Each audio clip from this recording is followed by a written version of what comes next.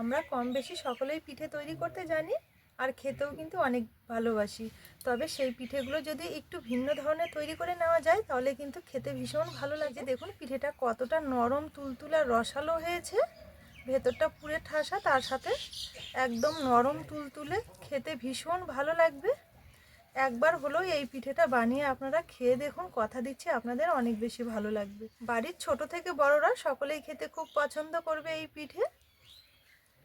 একবার খেলে বারবার আবদার করবে এই পিঠে বানানোর কথা। খেতে এত বেশি ভালো লাগে। আর কোনো রকমের ঘরে আতপ চাল বা আটা না থাকলেও কিন্তু ঝটপট এই পিঠেটা বানিয়ে নিতে পারবেন, খেতে ভীষণ ভালো লাগে। নমস্কার বন্ধুরা, নতুন পর্ব দেখার জন্য আপনাদের সকলকে জানাই স্বাগত কাজলি ভিলেজ ফুড রান্নাঘরে। আজকে আবারও নতুন একটা পিঠে রেসিপি নিয়ে চলে এসেছি। আজকে গাজরের নরম তুলতুলে রসালো পুরে ভরা নতুন একটা পিঠে বানিয়ে দেখাবো। আশা করছি আপনাদের অনেক বেশি ভালো লাগবে রেসিপিটি। তাহলে চলুন দেখে নেওয়া যাক আজকের পিঠে রেসিপি। চ্যানেলে নতুন বন্ধু হয়ে থাকলে সবার আগে চ্যানেলটি সাবস্ক্রাইব করে পাশে থাকার অনুরোধ রইল। আজকে পিঠেটা তৈরি করে দেখাবো আমি গাজর দিয়ে। তার জন্য এখানে দুটো গাজর নিয়েছি, মিডিয়াম সাইজের, খুব ভালো করে ওপরে খোসাটা ছাড়িয়ে পরিষ্কার করে ধুয়ে তুলে নিয়েছি। আর এখানে একটা গ্রেটার নিয়েছি, গ্রেটার দিয়ে গাজরটা খুব ভালো করে একটু গ্রেট করে নিতে হবে। পিঠে বানানোর জন্য গাজরটা এভাবে গ্রেটারে একটু গ্রেট করে নেবেন, তাহলে দেখবেন অনেকটা সুবিধা হবে। আবার আপনারা চাইলে কিন্তু বটিতেও ছোট ছোট করে কেটে নিতে পারেন, সেক্ষেত্রেও খুব ভালো হবে। এই যে দেখুন এখানে গাজরটা আমি খুব ভালো করে একটু গ্রেটারে গ্রেট করে নিয়েছি। এই গাজরটা হলেই কিন্তু দেখবেন অনেকগুলো পিঠে তৈরি হয়ে যাবে। এবার এখানে একটা মিক্সি জার নিয়েছি, মিক্সি জারের মধ্যে এই গাজরটা এবার ভরে নেব। এবারে নেব দুটো ছোট এলাচ আর নেব সামান্য একটু জল। এবার ঢাকনাটা লাগিয়ে খুব সুন্দরভাবে একটা পেস্ট বানিয়ে নেব। এই যে দেখুন এখানে গাজরটা আমি মিক্সিতে ঘুরিয়ে খুব সুন্দরভাবে একটু মিহি করে পেস্ট বানিয়ে নিয়েছি। ঠিক এইভাবে একটু মিহি করে নিতে হবে, এতে করে দেখবেন পিঠেগুলো অনেক সুন্দর হবে। সবার প্রথমেই এখানে উনুন জেলে একটা কড়াই বসিয়ে নিয়েছি, কড়াইয়ে নিয়ে নেব 1 চামচ মতো ঘি। এবার আগে থেকে পেস্ট করে রাখা গাজরটা নিয়ে নেব। এবার গাজরটা একটু ভালো করে ঘিয়ের সাথে নেড়ে চেড়ে ভেজে নেব, গাজরের কাঁচা গন্ধটা যাওয়া অবধি। গাজরটা এইভাবে একটু হালকা আছে নেড়ে চেড়ে ভালো করে ভেজে নিলে পিঠেগুলো দেখবেন খাওয়ার সময় বোঝাই যাবে না যে এগুলো গাজর দিয়ে তৈরি করে নেওয়া হয়েছে। খেতে কিন্তু বেশ ভালো লাগবে। এই যে দেখুন এখানে গাজরটা নেড়ে চেড়ে খুব ভালো করে একটু ভাজা ভাজা করে নিয়েছি। আর এইভাবে কিন্তু একটু ভাজা ভাজা করে নিতে হবে। এবার নিয়ে নেব এই বাটি মেপে 1 বাটি জল। ভালো করে একটু নেড়ে চেড়ে জলটা ফুটিয়ে নেব। এই যে দেখুন এখানে জলটা খুব ভালো করে ফুটে উঠেছে। যখন দেখবেন গাজর মেশানো জলটা এইভাবে একটু ফুটে উঠবে তখনই নিয়ে নিতে হবে 1/2 বাটি সুজি।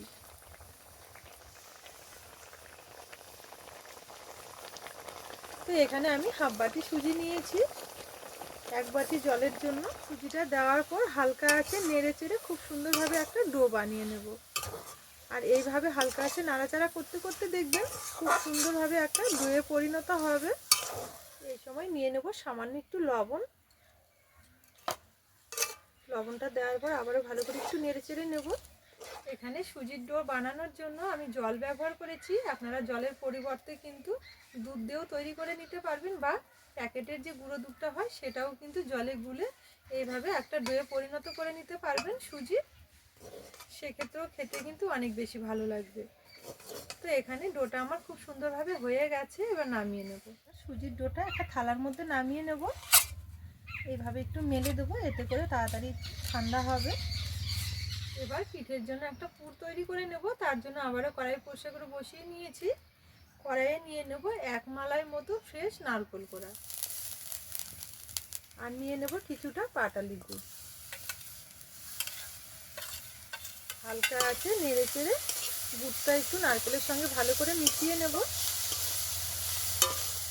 এখানে নারকেলের পুরটা কিন্তু খুব একটা জাল দিয়ে পাক করে নেওয়া যাবে না, তাহলে আবার পুরটা ভরাতে ঠান্ডা হয়ে গেলে একটু শক্ত হয়ে যাবে, অসুবিধে হতে পারে। সেই কারণে হালকা আছে নেড়ে চেড়ে গুড়টা গলিয়ে নারকেলের সঙ্গে একটু মিশিয়ে ভালো করে একটু ভাজা ভাজা করে নিতে হবে, তাহলেই কিন্তু হয়ে যাবে। তো এখানে আমি হালকা করে একটু পাক দিয়ে নিয়েছি আর গুড়টাও খুব ভালো মতো গলে গেছে। এবার নামিয়ে নেব।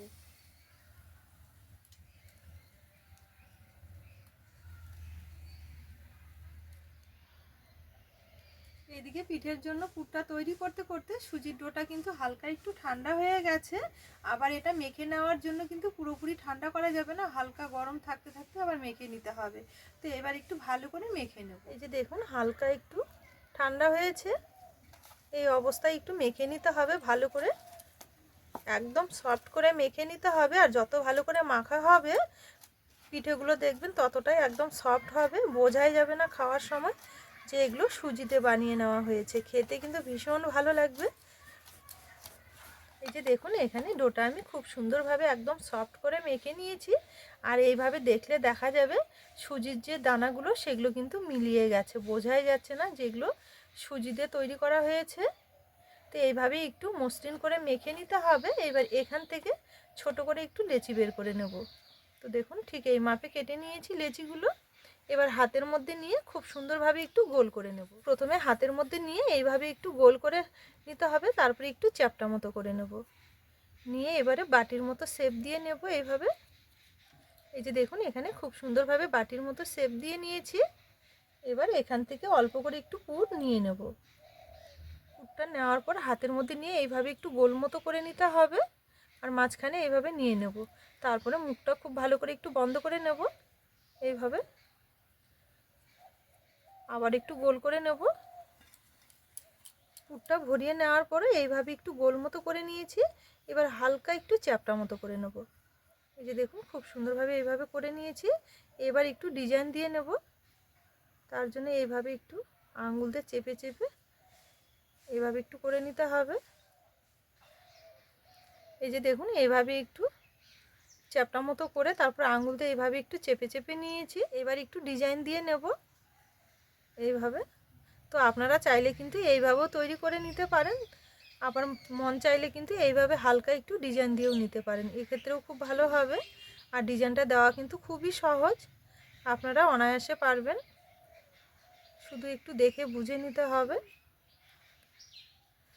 তো দেখুন এই যে দেখুন এখানে একটা পিঠে খুব সুন্দরভাবে তৈরি করে নিয়েছি। দেখতে কতটা সুন্দর হয়েছে দেখুন। একটা থালার মধ্যে রেখে দেবো। আবারও একইভাবে লেচি বের করে নেব।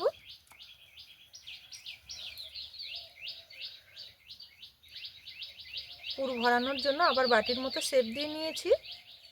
আবারও সামান্য একটু পুর এইভাবে গোল করে নিয়েছি। মাঝখানে নেওয়ার পর মুখটা ভালো করে বন্ধ করে নেব।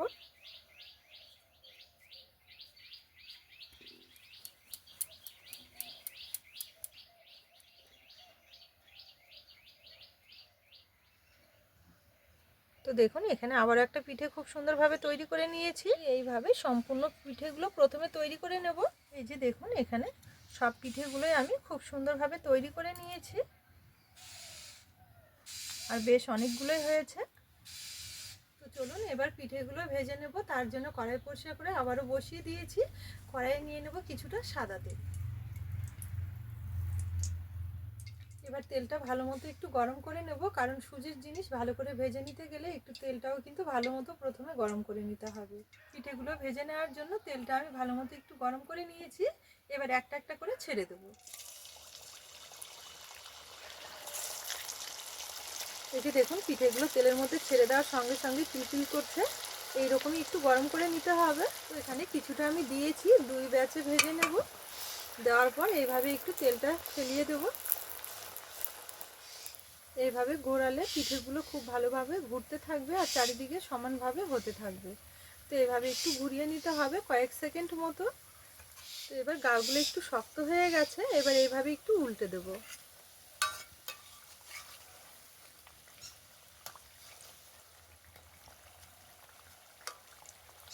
এই পিঠেগুলো ভাজতে কিন্তু খুব একটা বেশি সময় লাগবে না, 2 মিনিটের মধ্যেই দেখবেন খুব সুন্দর একটা কালার চলে আসবে। আর যখনই দেখবেন খুব সুন্দর একটা কালার চলে আসবে তখনই কিন্তু তেল থেকে তুলে নিতে হবে। এই যে দেখুন এই পিঠেগুলো খুব সুন্দর একটা কালার করে ভেজে নিয়েছি। এইভাবে একটু কালার করে ভেজে নিতে হবে, তাহলে পিঠেগুলো দেখতেও সুন্দর লাগবে, তার সাথে খেতেও কিন্তু অনেক বেশি ভালো লাগবে। তো এইভাবে তেল ছেঁকে তুলে নেব একটা থালার মধ্যে। এবার বাকি পিঠেগুলো একইভাবে ভেজে নেব। তো দেখুন বাকি পিঠেগুলো আমি খুব সুন্দরভাবে ভেজে নিয়েছি।